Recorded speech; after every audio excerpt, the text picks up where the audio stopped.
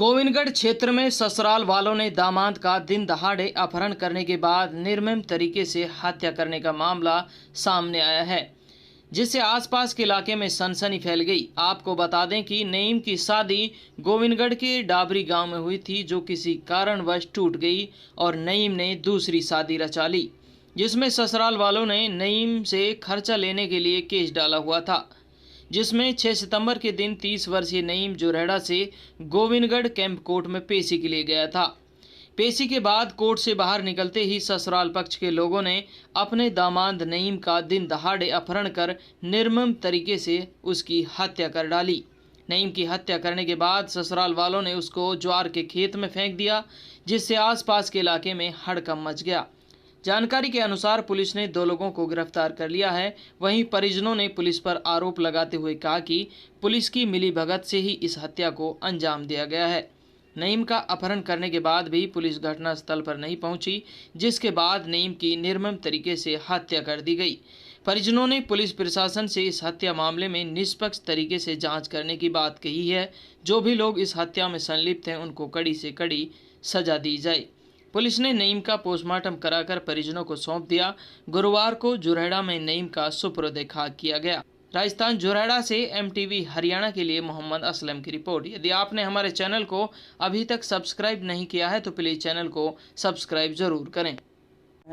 ये 6 तारीख को पेशी पे गया था गोविंदगढ़ कोर्ट में और करीब 3:30 बजे तक कोर्ट में रहा और वहाँ से 3:30 बजे के बाद में चलाए, जो भी 3:40 पे चलाए या 4 बजे चलाए, तो इसको कोर्ट से बाहर निकलते ही इन्होंने पकड़ लिया है। पकड़ने के बाद में फिर इसके साथ हाथापाई करिए और इसको ले गए हैं। और जैसे ही इसको पकड़ रहे थे तो इन्होंने फ़ोन मिला दिया। किसी भी रिश्तेदार को जो फीड नंबर थे वो उसी पर मिलेगा फ़ोन, तो उसकी रिकॉर्डिंग भी हमारे पास है और उससे ही हमें अंदाज़ा लगा है, उस रिश्तेदार ने बताया है। तो कौन लोग थे जिन्होंने इसकी जो ससुराल वाले थे ये लोग, पहले इसकी शादी वहाँ से हुई थी डाबरी गांव से। वो रिश्ता इनका ख़राब हो गया और उनका जो है केस चल रहा है 498 का और 125 का उन्होंने दावा कर रखा है खर्चा का। तो उसी केस में कोर्ट गए थे।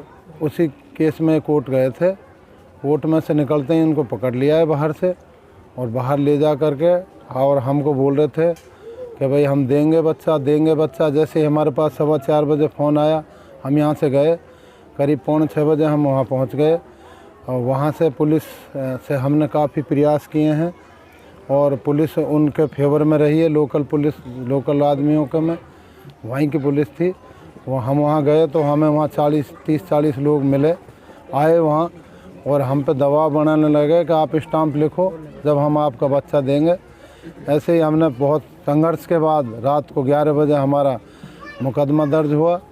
मुकदमा दर्ज होने के बाद में हम कल सुबह से ही वहाँ लग रहे हैं, तो फिर भी 10 मिनट 5 मिनट का झांसा देता रहे। इस मामले में किसी की गिरफ्तारी हुई है क्या? गिरफ्तारी हुई है ना, उसकी क्या नाम है उसका, अकरम की गिरफ्तारी हो चुकी है। लड़के का जो साला है, एक ड्राइवर की, जिस गाड़ी में इसको पकड़ के ले गए थे। और कल शाम को करीब कोई 9 बजे हमको एक डेड बॉडी एक ज्वार के खेत में मिली है। और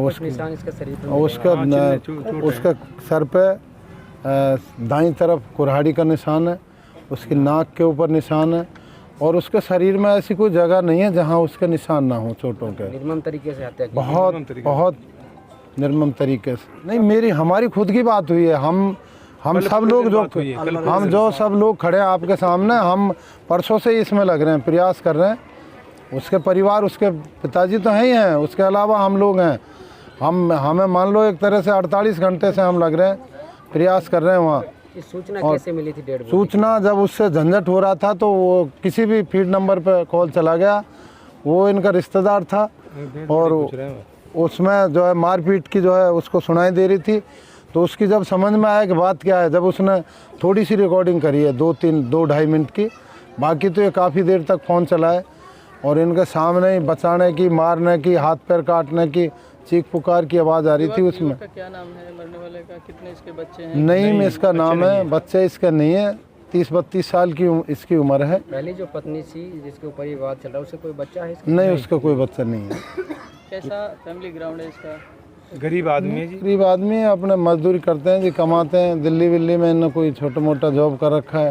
प्रशासन से क्या मांग है आपकी? प्रशासन से तो मांग ये है, उनको फांसी होनी चाहिए। हमारी मांग ये है, हमारे आदमी की बिल्कुल निर्मम तरीके से हत्या की गई है। उसको टॉर्चर कर कर के मारा है, ऐसे उसके निशान दिख रहे हैं। और प्रशासन वहाँ की पुलिस की सांठ-गांठ से, देखो ये कोर्ट है और ये थाना है, दोनों के गेट हैं बराबर बराबर से, और बाहर निकलते ही बच्चे को उठाया गया है। प्रशासन की तो वहाँ के स्थानीय जो प्रशासन पुलिस है उसकी सांठ-गांठ से काम हुआ है। देखो बच्चे को उठा के ले गए, उसको मारा है, दिन दहाड़े दिन दहाड़े अपहरण किया है। और आप देखो वहाँ के लोग, वहाँ के 20 लोग दबंग आदमी, तुलसी प्रधान उसका नाम ले रहे थे लोग, वो पास के गांव का, गोविंदगढ़ के पास रामबास का, वो हमको भी धमकी दे रहा था। कई बार उन्होंने हाथ चलाने की कोशिश करी है, चैलेंज दिया है, क्या उखाड़ लोगे तुम। इसमें मैं तो समझता हूँ कि एक हुई डेड बॉडी के ऊपर, आप डेड बॉडी के ऊपर नहीं, मुकदमा दर्ज करने के ऊपर हमारी नोक झोंक हुई है। तुलसी प्रधान ने हमको चैलेंज दिया है, क्या उखाड़ लोगे। यहाँ फिर साफ साफ सब दिखाई दे रहा है कि मर्डर है ये तो। मर्डर बिल्कुल मर्डर है जी उसके, बिल्कुल इसमें कोई शक नहीं। हमें न्याय मिलना चाहिए, ये मांग करते हैं हम। देखो जहाँ नेता का सवाल है, नेता से तो हमने बात ही नहीं की, हमें तो टाइम ही नहीं मिल रहा है। हमें नहाने धोने का, खाने पीने का टाइम नहीं है, तो वहाँ नेतागिरी की बात थोड़ी है। 10 मिनट करते रहे। कल शाम को जब हमें एकदम पता लगा है कि हमारे आदमी की हत्या कर दी गई है, उसके बाद में हमें तो होश हुआ है नहीं। हमको तो बोल रहे थे आधे घंटे में दे देंगे, आप स्टाम्प लिख दो, आप फैसला कर लो, रिपोर्ट मत करो, ऐसे ही झांसा देते रहे हैं। और मैं तो समझता हूँ कि वहाँ के स्थानीय लोगों की पुलिस से सांठ-गांठ करके, वहाँ एक एएसआई है तुलसीराम, क्या नाम है, श्यामलाल, और एक है उमरदीन, उनसे तुलसीराम की बातचीत हुई है। उन्होंने ही इसको पकड़वाया है सांठ-गांठ करके, और उन्होंने इसकी हत्या करवा दी। इन 3 लोगों का हाथ है, इनकी मिलीभगत से ये काम हुआ है। नौगांव ऐसे सोने